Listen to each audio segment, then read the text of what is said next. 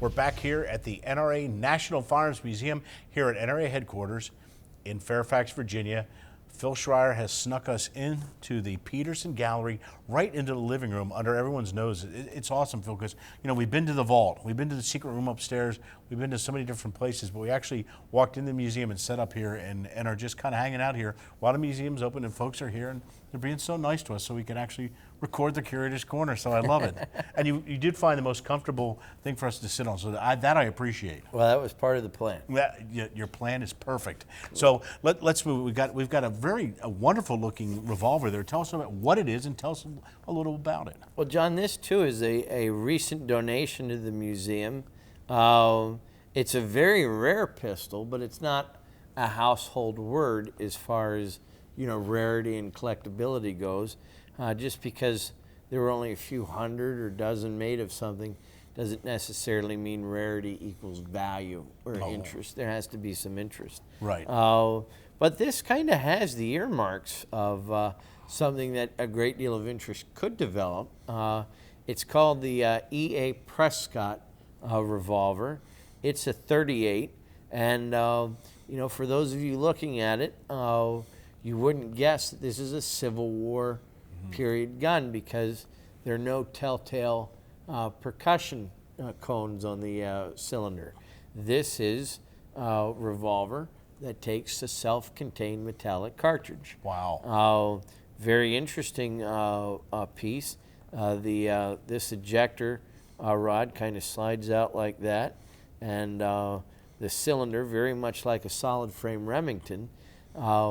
And you've got the cylinder to drop in the cartridges. Just very modern looking on that that end of the firearm. Very modern looking as far as the revolvers we're used to seeing today. Right, and you would think very practical. And why weren't there more than 400 of these made? And why is that, Phil? Why is that? Well, here's where the other shoe drops. Here's the other shoe drop. It was dropped by an attorney for Smith & Wesson. A guy named Roland White had a patent on this cylinder where you drop in a cartridge with a rim on it in a cylinder. And as long as Roland White and Smith & Wesson had that patent, nobody else was allowed to make a gun that worked that way. Oh. So for the years of that patent that ran, you don't see self-contained metallic cartridges being dropped into a cylinder until except for Smith & Wesson. Now you know why. Until the 1870s, that's right, because they own the patent on that. And unfortunately, they weren't able to exploit that patent to the degree and size, marketability and manufacturing that would later, Colt and all the other guys, really were able to take cartridges and cylinders to a new level. Although it did keep Smith & Wesson solvent, and it was literally their bread and butter product. The Prescott was developed and actually manufactured between 1861 and 1863. Oh. So it had the potential. Right. About 400 of this type were made. There was a earlier model with just a spur trigger, but 400 were made with the trigger guard. It is .38 caliber. That's substantial. It would serve the U.S. all the way to the turn of the century in different variants. Most of these were shipped to Kansas, and the state of Kansas purchased the majority of them. They were never really adopted by the U.S. Army or the federal government. The litigation from Smith & Wesson shut them down. I was going to say. It's a nice functioning gun. We've worked the action.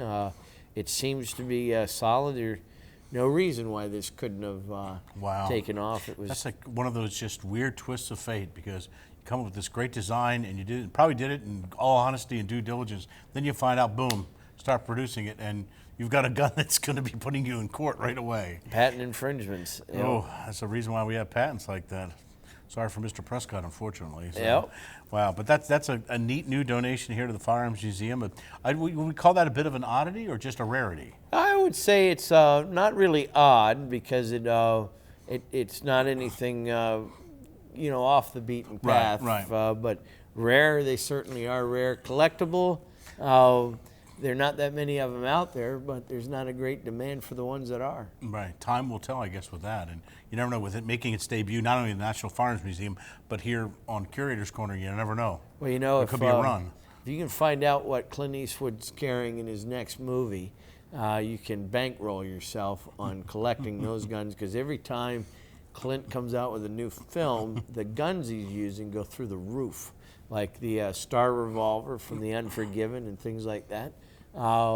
So who knows? Maybe when they see the Prescott on John Popp and the NRA News, John's Make a run cachet will cause these things to. It's a lot of cachet there, let me tell you. Well, Phil, how can folks see this brand new donation here to the National Firearms Museum, as well as many fellow donations here in the Firearms Museum? Well, this is part of 3,000 guns that are on exhibit in the 15 galleries of the National Firearms Museum, which is located off Interstate 66 in Fairfax, Virginia.